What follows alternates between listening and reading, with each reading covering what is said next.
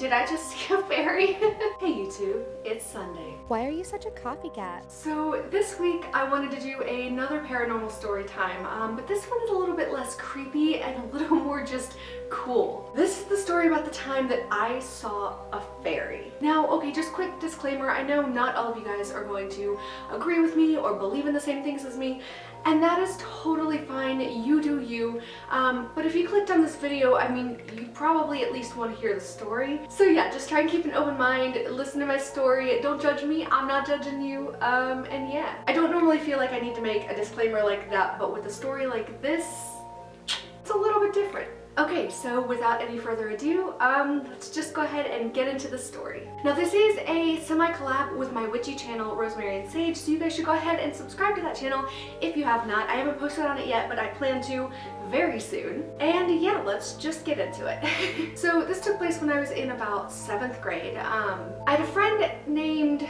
I'm not sure it matters if I use her name in this case, though I might use her in a future story time because there's one that I've been wanting to tell, so I guess I'll give her a new name. We'll call her Marissa. So I was friends with this girl named Marissa.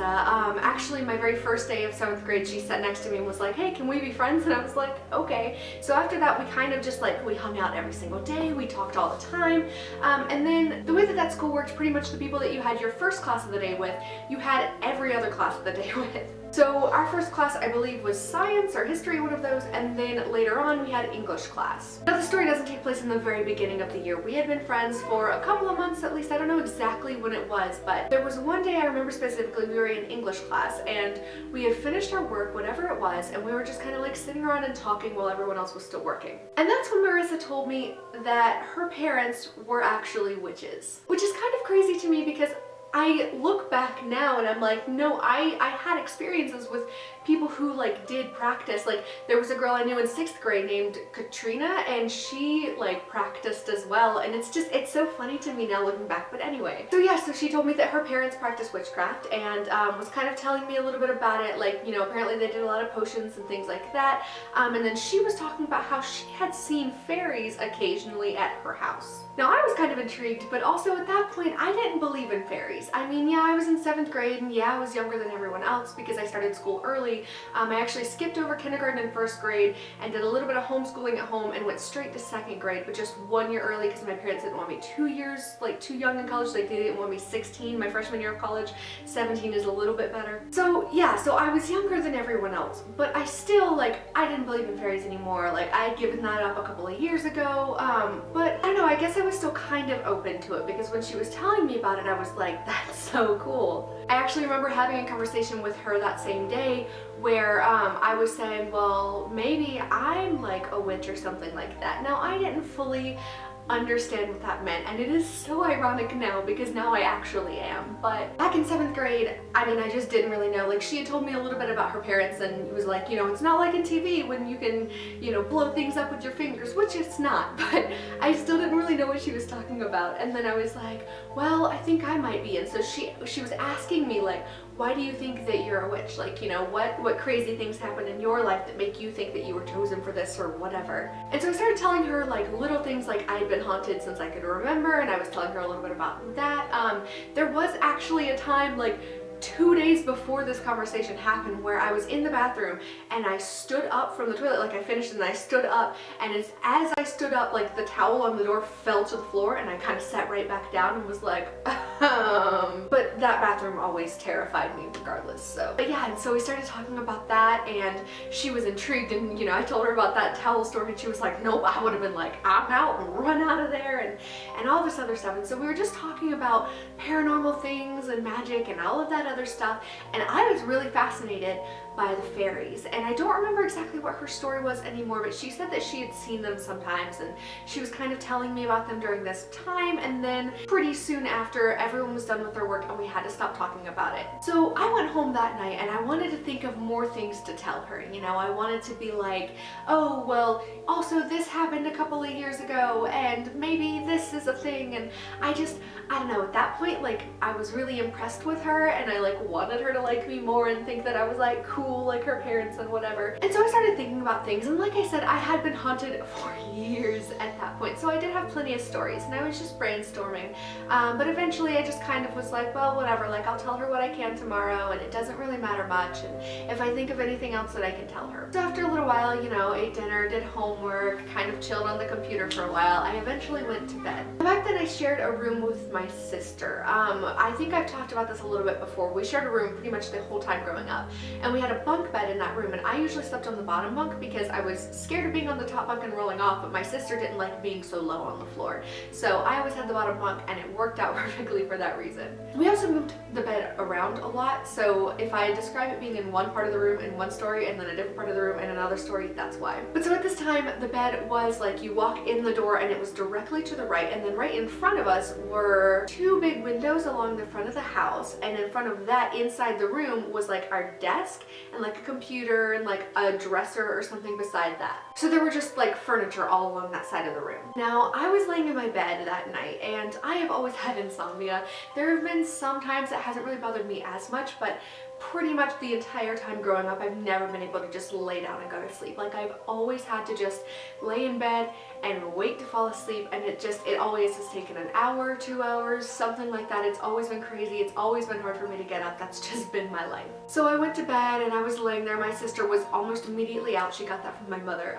And so she's snoring and I'm just kind of laying in my bed, like bored. Back then I couldn't just like get up and go get a snack or like walk around the house, you know, like I had to stay in bed, so I was just sitting there. And then out of the corner of my eye, I swear I thought I saw something move, and I just felt the strongest urge that like something was in my room, but not necessarily the same feeling I got whenever a ghost was in my room. Because if any of you guys have ever like seen or experienced anything with spirits, there's a very specific feeling. Like, it almost feels tight, like you can't breathe, but not completely, and it just feels like buzzy and just kind of weird. Like, it's a very, I don't even know how to describe it, but it's a very specific feeling, and it didn't feel like that, but it did feel like something was in my room and I needed to look at it. So I like didn't sit up all the way because I was kind of creeped out, because like I said, I'd been haunted for years, and so even though I didn't think it was a ghost, I knew that usually if something's in your room, you don't sit up and stare right at it, you know, like at least for me that just kind of freaked me out. So instead of doing that, I like peeked over my blanket and looked at the desk that was right in front of me. Like I said, the bed was here and then the desk was like here, like right in the front of the room.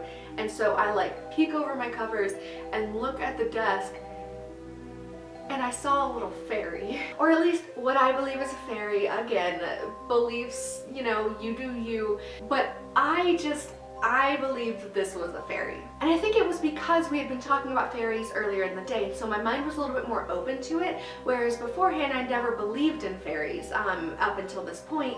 And then I was starting to be like, well, maybe they're real, and you know, it'd be cool if I could see one, and then I did. Now, I don't remember a ton about her. It was, like I said, it was dark, it was kind of hard to see, but she was like this tall. Actually, I don't even know like a lot about fairy lore or anything like that. This might have been like, I don't know if they're like tiny fairies and then like bigger fairies, I don't know. It was like about half the size of like a baby doll, you know what I mean? Like those like little like kids baby dolls that like you hold or whatever. It was about half the size of that, like about like this big, if that puts it into perspective. And I remember that she had brown curly hair, and I remember that she was wearing a dark red dress. But that's all I could see. I couldn't see her face. She was looking down at something on the desk, and I don't remember what was there at the time. I'm not even sure if I knew then, but there was something on the desk that she was looking down at, and like maybe she was messing with it or something like that. But as soon as I looked up, like the movement stopped and she just kind of like froze and was just there. So I'm looking at this like small figure of a girl with brown hair and a dark red dress, just like down, like touching something on my desk, but she's just like still, because probably she knew that I was looking at her. So yeah, so that happened, and I stared for a few more minutes, and then eventually I just kind of like laid my head back down and was like, did I just see a fairy? And so I'm laying there for a few minutes, and then I decided to peek up at it again, because I was like, what if she's still there and she's in a different position? So I peeked out from under my blankets one more time, and she was gone. So of course the next day, whenever I got to school, I ran up and told Marissa about the whole thing and got so excited. And she was like, oh my god, and like, you know, I told her everything that happened and it was really cool. And then that night when I got home, I saw her again. It was pretty much the same story. I mean, she wasn't in the exact same position she had been in the night before, but she was still, again, looking down at my desk and messing with something. And I wish I knew what it was that she was messing with.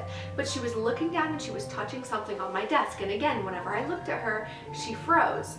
And then I looked away for long enough, and then I looked back up and she was gone. So that was kind of crazy. Also, I don't know if I'm making this up in my head in retrospect or not, but I feel like she was like giving off a slight glow, like not like crazy bright. It wasn't like, you know, like a little light bulb just kind of sitting on the, but I swear I feel like there was like a faint glow around her, which is the only reason why I know that her dress was red, because that house is out in the country, and when it gets dark, it gets dark. Like, we didn't have a street light whenever we first moved out there, and this was right when we had first moved out there. So I'm not sure, it's kind of hard to say. Anyway, yeah, like I said, I don't really know too much about like fairy lore or anything like that. I keep wanting to like look it up and research it and stuff, and I just haven't yet. So if you guys know anything about it and you know that I'm like wrong about this and this wasn't a fairy, this was something else, maybe it was a gnome or something like that, because I also don't really remember seeing wings. It was too small to be a ghost and it didn't feel like a ghost, but I didn't see her wings, I don't believe. So that's just kind of weird. I don't know. So if you guys know what this really was, please let me know in the comment section down below. I would love to read your comments. And if you've ever seen anything like this, had any kind of experiences like this, or paranormal experiences in general, leave them in the comments below. Why do I keep wanting to call it the description? Leave your comments in the comment section down below and I will read them, because I love hearing other people's paranormal stories. Like, it's really cool. So yeah, do it. Also, it's also funny because I didn't even remember about this story until I discovered Hailey Reese on YouTube, and I started watching her videos, and I watched one where she talked about fairies and gnomes and things like that like she saw in her house, and I was like, that seems familiar. Now again, mine didn't just look like silhouettes marching outside of the window to go to the garden. My mom did have like a flower bed where she planted roses and things like that right in front of those windows, so I don't know if that's connected, but the window stayed shut, so that doesn't really make sense. I actually have been working in my Book of Shadows finally, because as you guys know, I do practice witchcraft, and I have a book where I put my spells in. This is my grimoire, and I just use different words for the two. I'm not really sure if it's accurate, but that's what I call them. This is where I just keep my spells and stuff like that, just like recipes, and that's pretty much it. And then this is where I'm keeping all of my like experiences and like research, and I made a really cool page about this experience and I am in love with it, so I'm gonna share it with you real quick. I actually got the idea from, shoot, what's her name? Molly. I know her name is Molly. She's like a witchy YouTube, and like she does a lot of like craft stuff. She's like an art witch, I don't know. There was a video where she was like, how to bring your Book of Shadows back to life and like, you know, revitalize your love for it and stuff like that. And so she gave like a lot of just pointers and ideas and stuff, and I got kind of inspired and was remembering this story, so I decided to do this. I have a coloring book. It's called Butterfly Fairies, and the pages are see-through, but you also color in the fairies, and you can like put it on your window or something like that. I love fairies, and my parents know this, and so they got that for me for Christmas, and I'm in love with it, and I have not yet had a chance to use it until I made this page. Like I said, it's based on the experience. I gave her a red dress and brown hair, but I didn't color anything else because I couldn't see anything else, and I just thought it was fitting. And then as soon as you turn the page open, I used a red pen to write all of my experiences with that. So I feel like that's pretty cool, and I wanted to share it with you guys. I'm obsessed with it. I actually shared it on my witchy Instagram, I believe, which you should go follow. It's called Heclectic Bitch, because eclectic witch, and also like heclectic because I'm hectic, and then bitch because hi. I'm mostly kidding, of course. But anyway, yeah, I hope you guys really like this story time, and let me know if you want to see more like this. I'm going to be coming out of the closet. No, I'm just kidding. I already did that. I'm going to be coming out with a lot more creepy videos this month, and like not even just creepy, just like paranormal stuff, like spoopy. No, but in all seriousness, yeah, I'm gonna be doing a bunch of Halloween videos. If you've been on my channel, you've heard me say this like 5 times already, and I apologize. But I am gonna be doing something called Halloweek. I don't know if that's an actual thing. I kind of just made it up. It's probably a thing. It's not that clever of a name. But yeah, so I'm gonna be uploading a video for every day in the 7 days leading up to Halloween. So if you guys have any ideas of what you want to see, please let me know. This month I've already uploaded a creepy demonic symbol that followed me around, which I also have like one of the symbols like in that book that I just showed you. It kept falling out. Oh, and it showed up on my hand again, so that's fun. I also uploaded a paranormal tag, and I uploaded another story time that is so terrifying. Go watch that story time, go watch the paranormal tag, go watch the other story time. They're worth it. And I'm gonna be coming out with a lot more. And go subscribe to my witchy channel, Rosemary and Sage. And I keep saying this, but I kind of want a different name for that channel. So if you have any like suggestions, please let me know. I am desperate for them. Anyway, that's gonna be about all for this week. I hope you guys enjoyed this story time as much as I enjoyed telling it and reliving it, because I know I always say like I have a lot of paranormal experiences, and I do, and almost all of them have been creepy. So it's nice to like get one in there that wasn't so much creepy. It was just really cool. And I can always talk about Katrina in another video, so if you guys want to hear that, let me know. Anyways, thank you so much for watching. I love you guys, and please don't forget to subscribe to this channel. Thanks so much for watching, and I will see you next week. Why are you such a copycat? I never thought I'd be telling a story on YouTube about the time that I thought I saw a fairy in 7th grade. To be fair though, I did forget about it for years, so.